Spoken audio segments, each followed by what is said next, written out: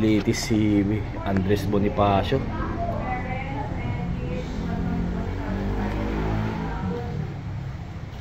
We're going to watch a short video about Andres Bonifacio and the significance of his trial house. But before that, may small favor ako, lalo na sa mga bata. Pero especially sa mga parents kasi kayo po ang magkakontrol ng bata.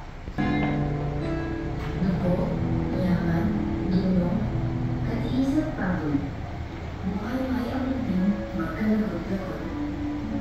Ang mga salitang ito ay isang patunay na marugtog na pagmamahal ng isang panahon para sa naharapin ang hamon na ito para sa mga susunod na henerasyon. Isinilang sa Toledo, Maynila noong ika-30 na si Andres ay mula sa pang-anong pamilya. Maaga siyang pag-ina sa edad na 14 at siya na ang tumayong magulang sa kanyang limang kapatid. Hindi man formal na pag-aaral at iba pang aktang tulad ng Les Miserables ni Victor Hugo, El Judio Errante ni Eugene Sue, at Noli Me Tangere at El Filibusterismo ni Jose Rizal.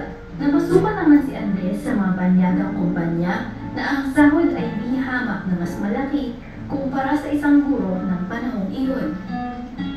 Isa rin siyang artista sa teatro at katunayan nagtatag siya ng kumpanya ng teatro, ang Teatro Porvenir noong 1887. Ikinasal si Andres kay Gregoria Oriam de Jesus at nagkaanak sila at pinangalan din itong Andres. Sa kasamaang palad, agad na pumanaw ang anak nila dahil sa sakit ng bulugan. Sa kabila ng kahirapan, isa si Andres sa mga kabataan ng kanyang panahon na naghangad ng mga pagbabago sa lipunan. Sumapi siya sa Samahang Mason noong 1892 at tinaglay ang pangalang Sinukuan.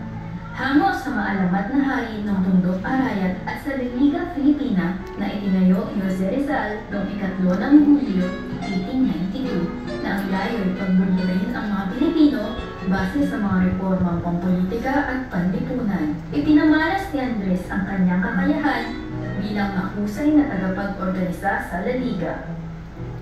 Noong 7 ng Hulyo 1892, matapos arestuhin ng mga Espanyol si Rizal dahil sa pagtatag nito ng La Liga, nagpulong sina Andres at ang mga kaibigan niyang progresibo upang planuhin ang tila imposibleng adhikain noon, ang palayain ng Pilipinas sa pamamagitan ng revolusyon. Itinatag nila ang isang liin na samahan, ang kataas-taasan, kagalang-galangang na katipunan ng mga anak ng bayan o ang katipunan. Tinaglay ni Andres ang pangalang May Pag-asa at naging kataas-taasang pangulo ng katipunan noong 1895. Nang itinatag ang katipunan noong 1892 na ang layon ay tuluyan ng palayain ng Pilipinas, naging mahalaga ang lalawigan ng Cavite sa kilusan tungo sa kalayaan. Sa pagsiklab ng revolusyon noong 1896, nagtagumpay ang mga Caviteño na mapalaya ang malaking bahagi ng Cavite. Maging ang supremo ng katipunan na si Andres Bonifacio ay binansagang unang bato ng mataas na kuta ng bandila ng kalayaan, ang Cavite. Ang Museo ng Paglilitis ay isang pagpapahalaga sa papel ni Andres Bonifacio sa kasaysayan ng Pilipinas at kung paano, kasama ni Rizal, ay naging simbolo ng isang bansang nagnanais ng kalayaan. Ang museo ay isang pag-alaala ng mga huling araw ni Bonifacio at ng kanyang mahalagang kontribusyon sa pagkamit ng ating kalayaan at pagbuo ng bansang Pilipinas.